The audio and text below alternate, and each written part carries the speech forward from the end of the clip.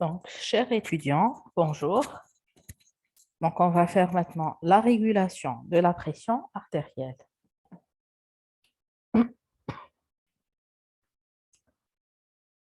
Donc, comme introduction, le rôle principal de la circulation artérielle est de distribuer à chaque organe un débit sanguin adapté à ses besoins métaboliques. Donc, ça, on le sait. Donc, la pression artérielle, maintenant, c'est une réserve énergétique entretenue dans le système artériel par la contraction cardiaque. Cette pression va varier normalement au cours d'une ictémère et de façon ponctuelle selon l'activité physique, les émotions ou le stress, d'où l'intérêt de la régulation de la pression artérielle. Donc, cette régulation a pour but de maintenir une pression artérielle dans les limites de la normale et donc d'éviter les risques liés à toute augmentation ou diminution de celle-ci. Donc, voici un petit rappel anatomo-fonctionnel. Donc, comme vous savez que le système cardiovasculaire comporte le cœur qui joue le rôle d'une pompe, des artères de gros calibre qui sont l'aorte et les grosses branches, les artères de petit calibre qui sont les artérioles et sphincters précapillaires, les capillaires et les veines. D'accord? Quelles sont les caractéristiques de la circulation artérielle? Donc, la circulation artérielle, c'est une circulation à haute pression, donc 6 à 7 fois plus forte que dans la circulation pulmonaire. Elle se caractérise par un débit et une pression pulsatile, par un contenu faible, donc 10 à 15% du volume sanguin total, d'une perte de charge qui est peu importante jusqu'aux artérioles, et la pression est maintenue par des systèmes de régulation. Donc, ce sont les caractéristiques de la circulation artérielle.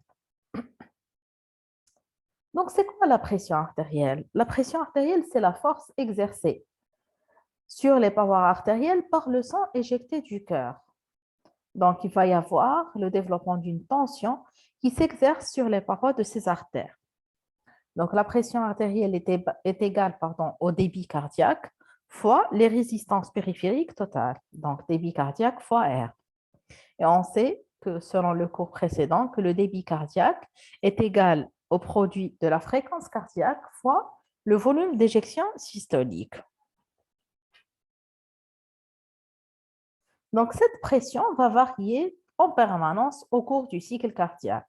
Et comme on l'a vu dans l'introduction, elle varie également au cours d'une ictémère, c'est-à-dire au cours du cycle, c'est-à-dire au cours du cycle jour-nuit, et elle varie selon certaines circonstances physiologiques, et également, donc, elle varie au cours du cycle cardiaque.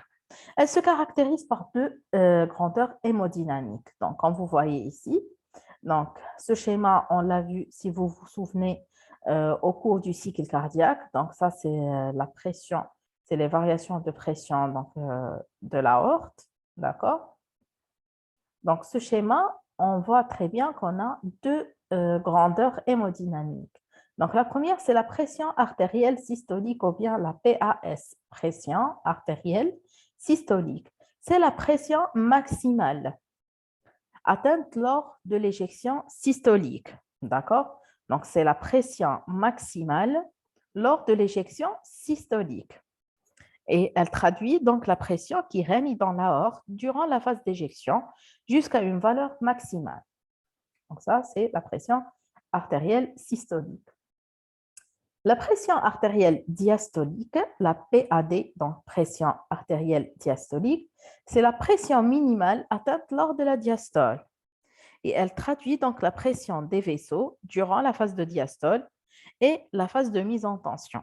D'accord? Donc, elle traduit aussi la pression de perfusion des artères coronaires. Il existe aussi une autre notion qui est la pression pulsée ou bien la pression différentielle. Comme vous voyez ici, PP, pression pulsée. Donc, cette pression pulsée est égale à la pression artérielle systolique moins la diastolique. Et elle reflète la dynamique de la pulsatilité artérielle. D'accord? Elle traduit également donc la compliance artérielle. On passe maintenant à la pression artérielle moyenne ou bien la PAM. Donc, c'est quoi cette PAM? C'est une pression théorique, d'accord? qu'on mesure grâce à des formules. Donc, la PAM est égale les 2/3 de la PAD plus 1/3 de la PAS. Ou bien, si on remplace la pression pulsée comme étant la pression systolique moins la pression diastolique, en faisant des calculs, on obtient cette équation. Donc, la PAM est aussi égale à la pression artérielle diastolique plus le tiers de la pression pulsée. Donc, il faut connaître ces deux équations. Donc, comment on calcule? Parce que c'est une pression théorique qu'on peut calculer. Et donc, elle est définie comme étant la pression qui assure un débit de sang dans l'organisme identique tout au long du cycle cardiaque. Et on suppose lors de cette pression artérielle moyenne, le sang a perdu sa pulsatilité. D'accord? Elle est plus proche de la pression artérielle diastolique que de la pression systolique dans la plus grande partie du cycle. Et c'est cette pression artérielle moyenne qui sera régulée. Donc, c'est la seule grandeur régulée. D'accord? Et cette pression artérielle moyenne varie en moyenne entre 96 à 100 mm de mercure. Donc, je répète, la pression artérielle moyenne, c'est une pression théorique mesurable par des équations. Elle est entre 96 et 100 mm de mercure. C'est là où on suppose que le sang aura perdu sa pulsatilité et c'est la seule grandeur régulée. Donc, on va passer maintenant aux techniques de mesure de la pression artérielle. Donc, ça, c'est très intéressant parce qu'on a deux types de mesures. On a la mesure directe et on a la mesure indirecte. On va parler des mesures directes. Donc, c'est le cathétérisme artériel. Donc, le cathétérisme artériel, donc, comme vous voyez, c'est une méthode invasive, sanglante. Donc, on va utiliser surtout en réanimation. Donc, on va introduire un cathéter avec des capteurs de pression. Et donc, comme je vous ai dit, c'est une technique de monitorage en réanimation. Elle va nous permettre de mesurer directement la pression artérielle. Il existe d'autres méthodes qu'on appelle les méthodes indirectes, que vous connaissez certainement, donc soit par sphygmomanomètre classique ou bien le tensiomètre classique, soit par les tensiomètres électroniques ou bien la MAPA ou holter tensionnel. Donc, ce sont les différents appareils qui permettent la mesure indirecte donc de la pression artérielle. Donc, ce sont des méthodes non invasives, donc non sanglantes, non douloureuses, plus ou moins faciles à réaliser. Et maintenant, je vais vous expliquer c'est quoi la méthode de mesure par un sphygmomanomètre ou bien par un tensiomètre classique que vous connaissez tous. Cette méthode de mesure est basée sur ce qu'on appelle les bruits de Korotkov. Des bruits de Korotkov au stéthoscope. Donc, qu'est-ce qu'on fait? On va demander au patient de s'asseoir ou bien de s'allonger. On choisit le plus souvent le bras gauche, d'accord? On commence par faire une palpation à la recherche du pouls qui correspond au pouls de l'artère humérale, d'accord? Donc, à peu près à cette hauteur-là, on commence à faire une petite palpation, donc à la recherche du pouls. Une fois qu'on aurait trouvé ce pouls, on va placer notre stéthoscope et on va placer au-dessus, donc notre brassard. Le brassard qui est gonflable, d'accord? Maintenant, qu'est-ce qu'on fait? On va gonfler notre brassard bien comme il faut, donc à une valeur de pression qui sera supérieure à la pression systolique.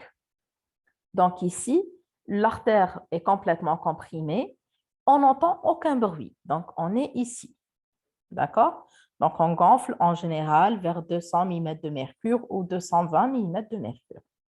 Et par la suite, on va commencer à dégonfler le brassard légèrement et on va écouter au stéthoscope ce qui va se passer. Donc la pression au niveau du brassard va commencer à diminuer. D'accord? Et lorsque la pression du brassard devient juste inférieure à la pression systolique, on perçoit au niveau du stéthoscope le premier bruit. Donc, le premier bruit, c'est un bruit très fort, donc on va entendre et qui va correspondre à la pression artérielle systolique. Par la suite, on va entendre des bruits qui sont forts, frappés et intermittents, d'accord? Et le dernier bruit, lorsque la pression du brassard devient inférieure à la pression de l'artère, donc on n'entend plus aucun bruit. Et le dernier bruit qu'on aurait entendu, il correspond donc à la pression artérielle diastolique. D'accord? Donc, c'est la méthode des bruits de Korotkov au stéthoscope. Donc, je vais répéter. Donc, pour les gens qui veulent essayer à la maison, donc vous aurez besoin d'un sphygmomanomètre ou bien d'un tensiomètre classique, d'un stéthoscope. On va commencer par faire une palpation à la recherche du pouls de l'artère humérale. On va placer notre brassard juste au-dessus et on va comprimer donc notre manomètre. On va le gonfler ce brassard et lorsque donc à une pression très supérieure par rapport à la pression systolique. C'est-à-dire là, l'artère elle est complètement comprimée, on n'entend aucun bruit. Le premier bruit après qu'on aurait dégonflé notre brassard, le premier bruit il va correspondre à la pression artérielle systolique et le dernier bruit à la pression artérielle diastolique. Donc, voici l'explication que j'étais en train de dire. Donc, avant, il faut savoir qu'il existe aussi des conditions de mesure. Par exemple, on demande aux patients de faire un petit repos d'au moins 15 minutes, que ça doit être fait de préférence loin des repas. On doit éviter tout excitant. On choisit la position assise ou couchée. D'accord? On peut utiliser le bras droit ou gauche, mais on préfère le gauche. Mais si on suspecte certaines pathologies, on peut faire la mesure au niveau des deux bras. D'accord? Et là, on va voir un tableau qui représente donc, la classification des degrés donc, de l'hypertension artérielle et qui nous montre aussi la définition des différents stades de la pression artérielle. Et ce tableau a été réalisé selon les recommandations de l'OMS, donc de l'Organisation mondiale de la santé, et c'est un tableau qui est très important. Donc, c'est quoi ce tableau? Donc, il va nous faire une classification, comme j'étais en train de dire. Donc, quand est-ce qu'on dit que notre pression est optimale? Donc, notre pression est optimale lorsque la pression artérielle systolique est inférieure à 120 et la diastolique est inférieure à 80. Une pression artérielle normale, donc elle sera comprise entre 120 à 129 pour la pression artérielle systolique, 80 à 84 pour la diastolique. Une normale haute, donc 130 à 139 pour la systolique, 85 à 89 pour la diastolique. C'est-à-dire là qu'on commence à avoir un risque de développer une hypertension artérielle. Et c'est là qu'on doit commencer à appliquer les règles hygiéno-diététiques, à faire attention à notre alimentation et à tout facteur qui est susceptible d'augmenter donc la pression artérielle.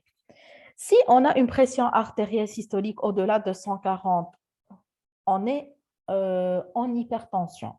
Et pareil, l'hypertension est classée en plusieurs grades.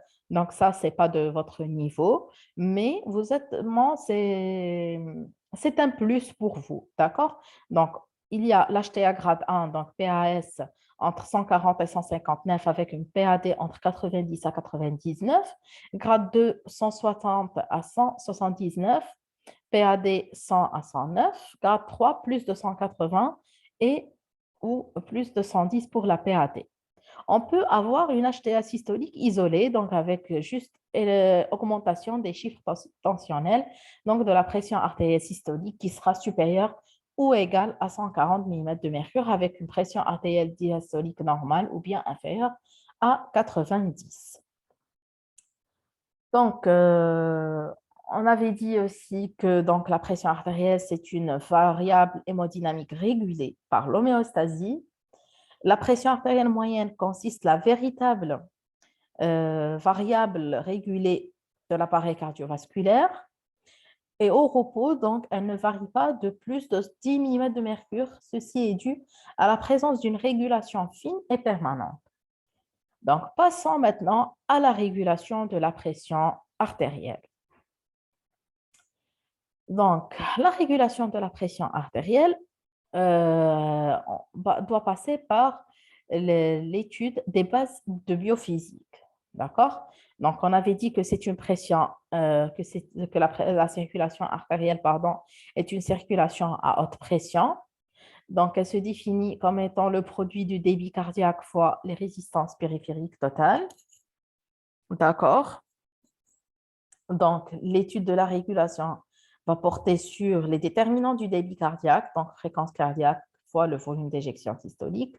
Ces deux composants, on les avait faites donc, lors du cours du débit cardiaque. Donc, on a parlé de la régulation de la fréquence et du VES et aussi des résistances périphériques totales. Donc, les résistances sont définies selon la loi de Poiseuille. Donc, toujours, on applique la loi de Poiseuille concernant les résistances et elles sont donc égales à 8 fois nu fois L, donc viscosité fois longueur sur pi fois R à la puissance 4. Donc, R, c'est le rayon. D'accord? Et donc maintenant, on va passer au mécanisme de régulation. Donc ça, c'est le chapitre le plus important de ce cours.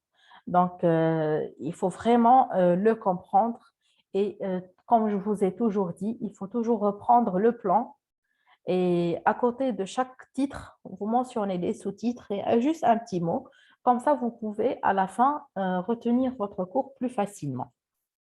Donc, on va passer par les mécanismes de régulation et on va parler au début de la régulation de base ou bien de l'autorégulation. Donc, l'ajustement automatique local, indépendamment du système nerveux du tonus artériolaire en réponse aux variations de la pression artérielle, c'est le rôle de l'endothélium. Donc, l'endothélium vasculaire est doté de sa capacité à faire de l'autorégulation en dehors de toute intervention du système nerveux. Et on a pu élaborer deux principales théories pour expliquer ceci. Donc, on a la théorie métabolique et on a la théorie méogénique ou bien méogène.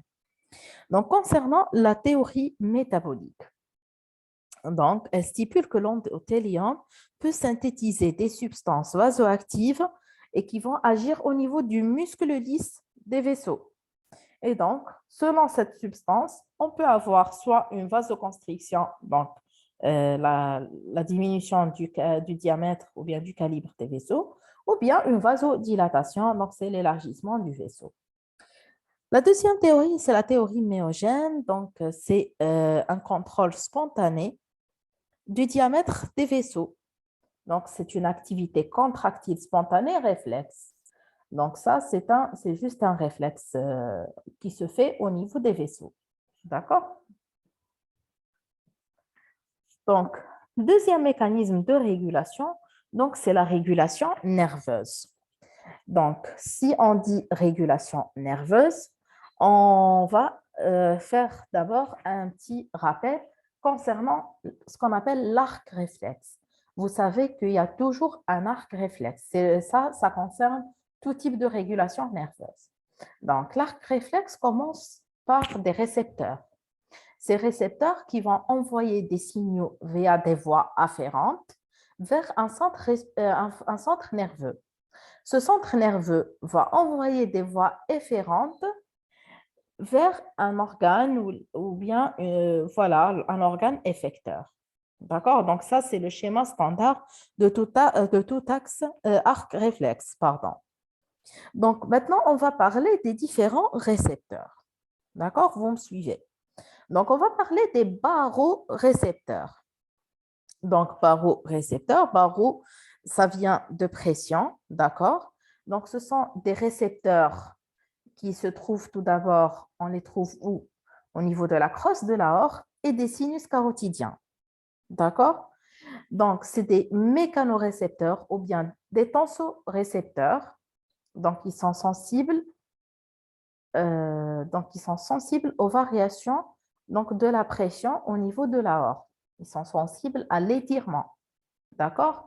Donc, les barorécepteurs, donc on va les trouver au niveau de la crosse de l'aorte et des sinus carotidiens. On les appelle aussi des mécanorécepteurs ou bien des tensorécepteurs. Donc, ces barorécepteurs, leur stimulation va donner un réflexe instantané, c'est-à-dire qu'ils agissent en quelques secondes, et une réponse intense, c'est-à-dire qu'ils peuvent augmenter la pression artérielle jusqu'à 2 fois de sa valeur de base en 5 à 15 secondes. D'accord?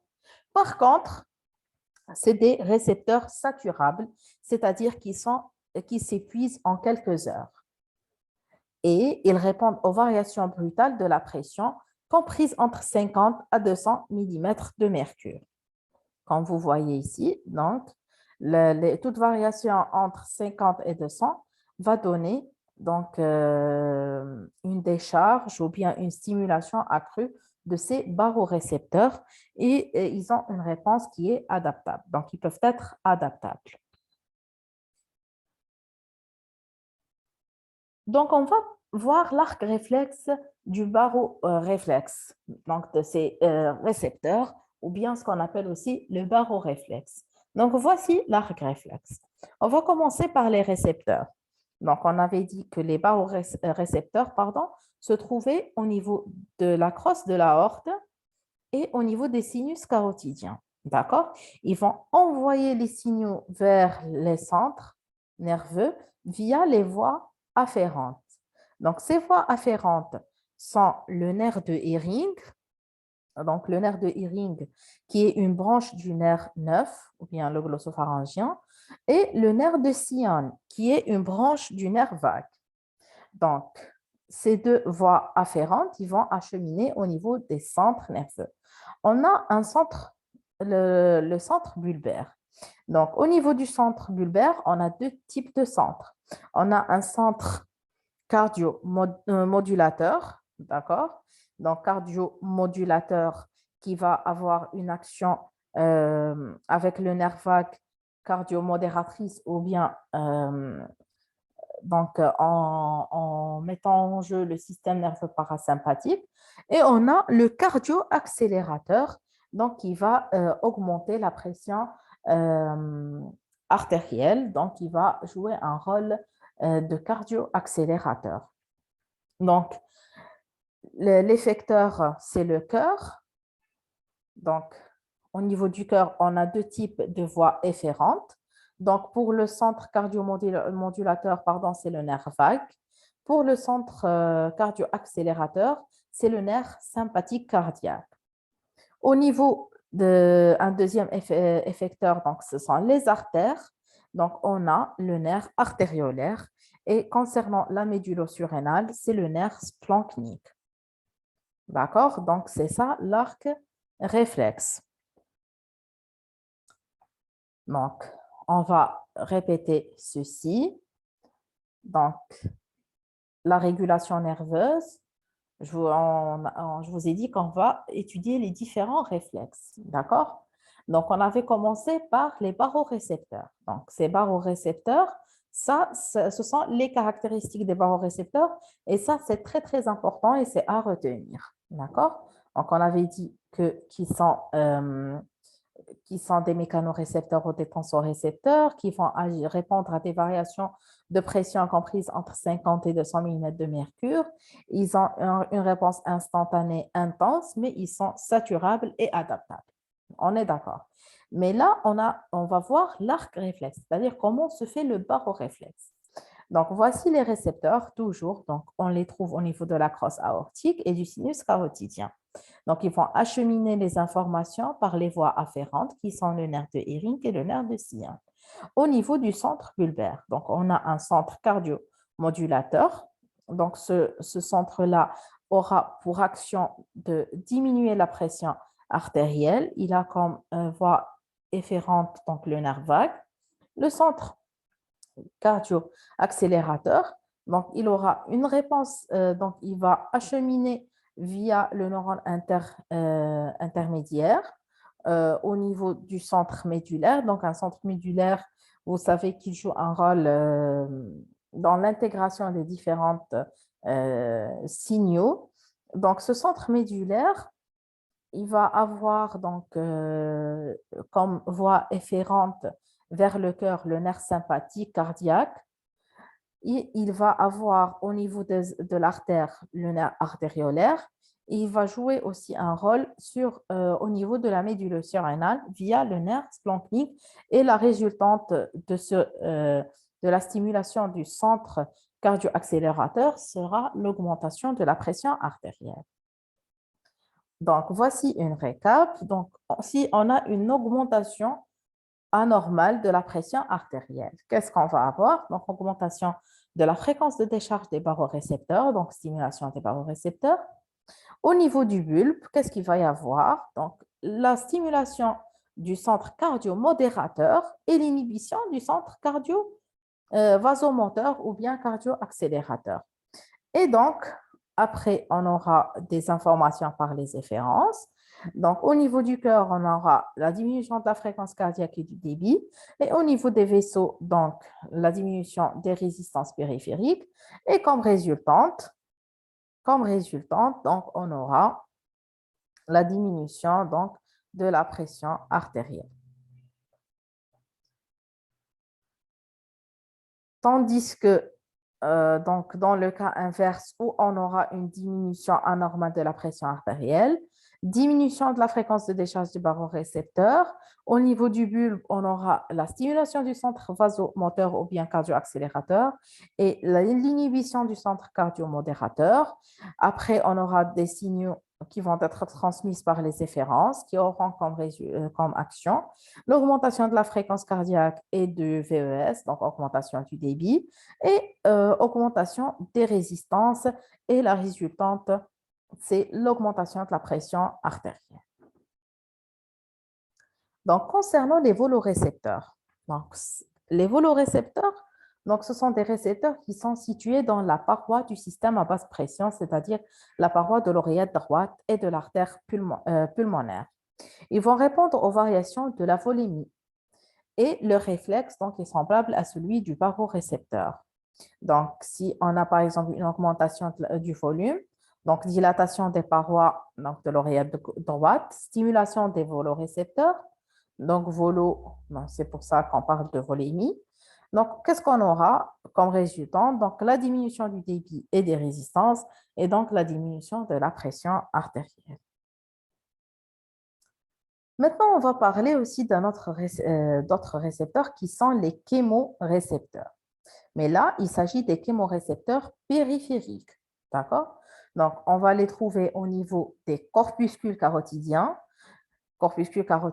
et de la crosse de l'aorte. Ils sont sensibles aux variations de concentration sanguine en oxygène, en CO2 et du pH sanguin. Donc, ils sont sensibles en hypercapnie, en hypoxie et en acidose. Ça, on les a déjà vus lors des cours de physiologie respiratoire. Donc, leur principal rôle, c'est la régulation de la ventilation, mais ils peuvent s'activer indirectement lorsqu'on aura une pression artérielle entre 40 et 80 mm de mercure. Et ils vont avoir comme action l'augmentation de la pression artérielle par une vasoconstriction. D'accord? Et on va arriver au réflexe ischémique central. Donc, le réflexe ischémique central, c'est l'ultime recours, c'est-à-dire c'est un mécanisme d'urgence, d'accord? Et il sera être mis en jeu lorsque la pression artérielle moyenne est inférieure à 50 mm de mercure. Donc, qu'est-ce qu'on aura? On aura une ischémie au niveau du cerveau. Donc, stimulation accrue du centre vasomoteur. On aura une vasoconstriction périphérique très intense et comme résultante, on va augmenter la pression artérielle moyenne jusqu'à 270 mm de mercure. Donc ça, c'est vraiment le réflexe qui sera mis en jeu en dernier recours et dans les situations d'urgence. Donc là, on a terminé avec je vais revenir en arrière avec la régulation nerveuse et on va attaquer maintenant la régulation hormonale. Donc, concernant la régulation hormonale, on va commencer par le système rénine-angiotensine. D'accord? Le système rénine, donc angiotensine. Donc, il a comme but la libération de l'angiotensine 2. De l'angiotensine 2, donc l'angiotensine 2, c'est un vasoconstricteur puissant. Donc, c'est le plus puissant vasoconstricteur permanent de l'organisme. D'accord. Et comment on a eu cette angiotensine 2? Donc, à partir de l'angiotensinogène, donc c'est sécrété pardon, au niveau du foie, sous l'action de la rénine, donc, qui est d'origine des cellules juxtaglomérulaires, il va être converti en angiotensine 1. L'angiotensine 1 va être converti en angiotensine 2 par donc le CA, c'est une enzyme de conversion, d'accord? Et on va obtenir cette angiotensine 2. Donc, cette angiotensine 2 a pour rôle donc d'augmenter la pression artérielle suite à une baisse donc anormale d'une pression artérielle. Le principal mécanisme, ça va être une vasoconstriction. Donc, il va faire une vasoconstriction. Donc, augmentation des résistances périphériques totales et du coup, augmentation de la pression artérielle. Donc, un deuxième mécanisme serait donc, la stimulation de la sécrétion de l'aldostérone par les surrénales. Il va aussi jouer un rôle dans la rétention hydrosodée. D'accord? Il joue aussi un rôle dans l'activation du système nerveux sympathique et donc la sécrétion de l'adrénaline et de la noradrénaline. Et il peut agir au niveau de la glande pituitaire en induisant la sécrétion de l'hormone antidiurétique. Donc, tout ça, ce sont,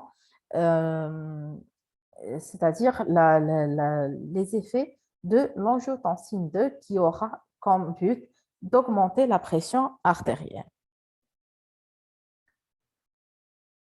Deuxième hormone, seront les catécholamines. Donc, les catécholamines, qui sont l'adrénaline et la noradrénaline. Donc, le système sympathique va stimuler la médullosurrénale qui va sécréter la noradrénaline, mais surtout l'adrénaline. D'accord? Donc, ils ont comme rôle d'augmenter la fréquence cardiaque donc, en agissant sur les récepteurs bêta 1, en faisant une vasoconstriction en agissant sur les récepteurs alpha 1, et ils vont également stimuler la sécrétion de la rénine. On va maintenant passer à la régulation de la volémie. Donc, la régulation de la volémie, c'est un mécanisme qui est mis en jeu en quelques heures, voire en quelques jours, c'est-à-dire à long terme. Donc, on va parler par les différents hormones mises en jeu. On va parler par de l'aldostérone, pardon. Donc, l'aldostérone va être sécrétée au niveau de la cortico-surrénale. Donc, elle va agir au niveau des reins en faisant donc une augmentation de la réabsorption du sodium, en faisant une rétention d'H2O et une vasoconstriction. Et donc, la résultante serait l'augmentation de la pression artérielle suite à la baisse d'une pression artérielle anormale. Deuxième hormone, c'est l'ADH. Donc, l'ADH ou bien l'hormone antidiurétique ou bien la vasopressine, donc, qui est synthétisée au niveau des cellules neuroendocrines de l'hypothalamus et qui y est stockée dans la partie postérieure de l'hypophyse. D'accord? Donc, l'angiotensine 2 va stimuler la synthèse de l'ADH. Donc, cet ADH va agir au niveau de deux récepteurs.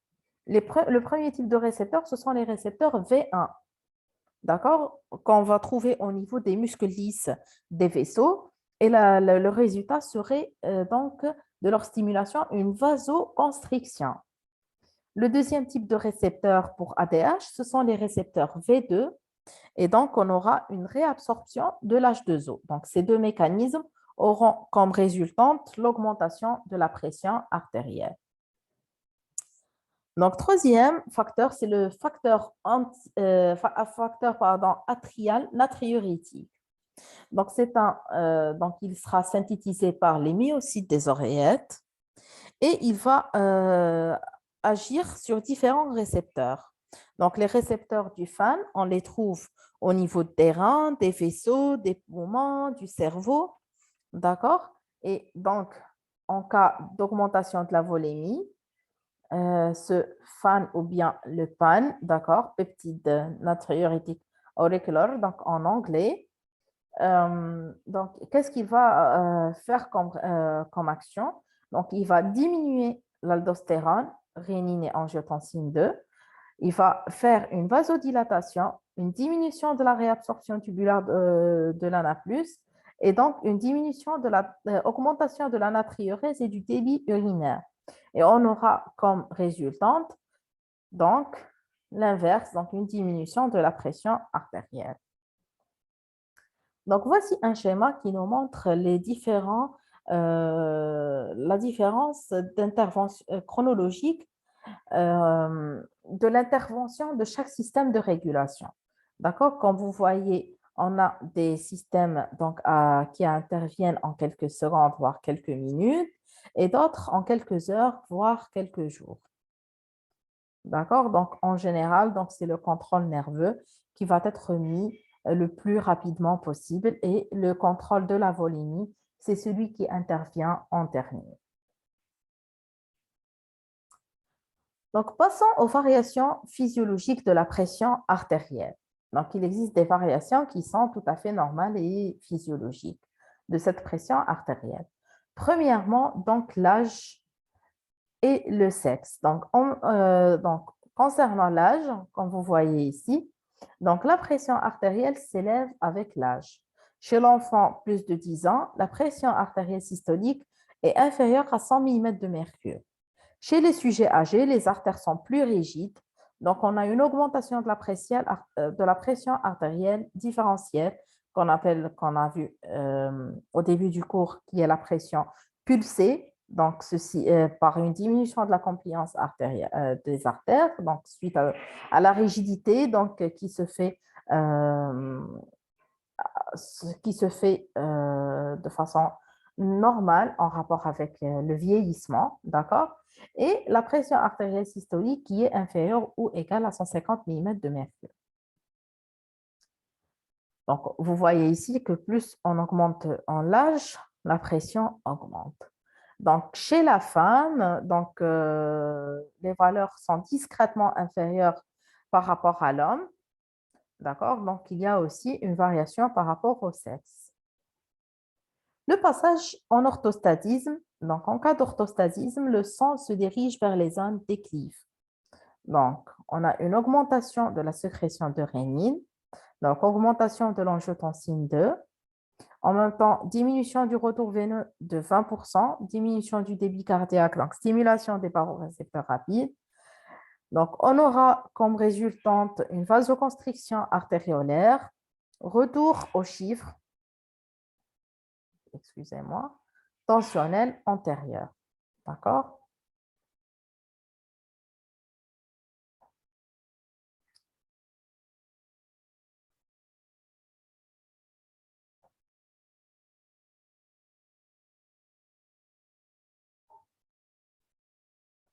En cas de stress, donc, on a une stimulation des centres sympathiques.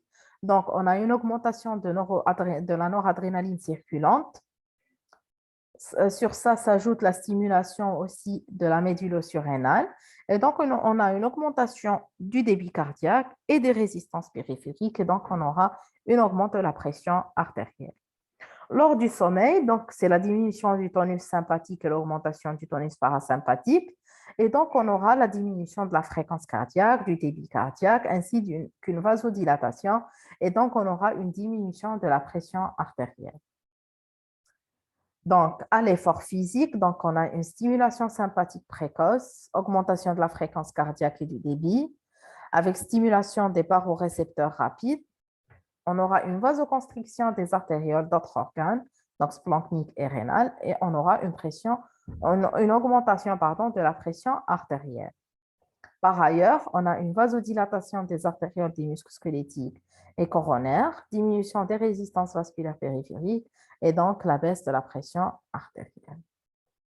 Donc, pour conclure, la pression artérielle est une grandeur hémodynamique régulée par des mécanismes interdépendants caractérisés par des vitesses différentes d'intervention. La pression artérielle moyenne doit être maintenue à une valeur moyenne voisine de 100 mm de mercure pour que les échanges sans tissu se font de façon efficace. Et je vous remercie pour votre attention. Et je vais revenir donc dès le début afin de fixer donc les choses les plus importantes dans le cours. Donc, ici, concernant les caractéristiques de la circulation artérielle, donc c'est très, très important à connaître.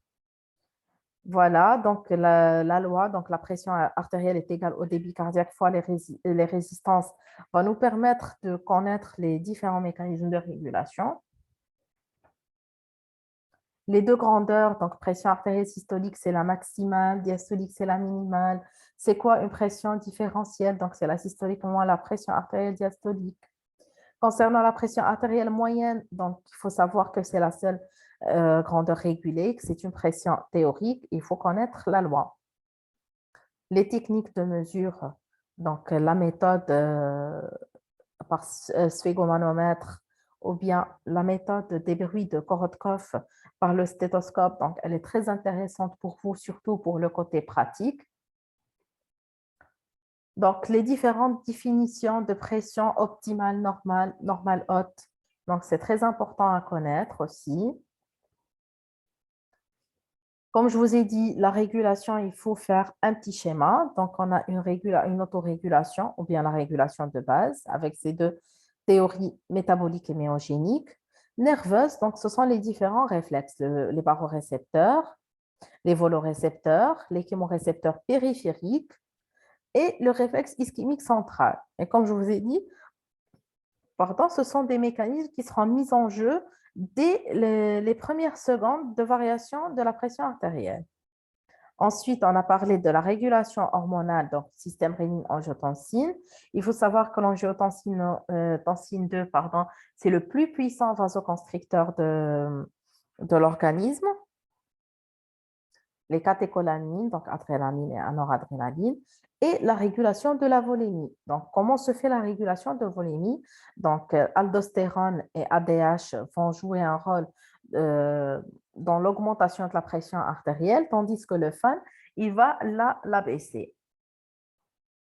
Et les variations physiologiques, donc vous savez qu'avec l'âge, la pression augmente. Chez la femme, donc, elle est légèrement inférieure à celle de l'homme.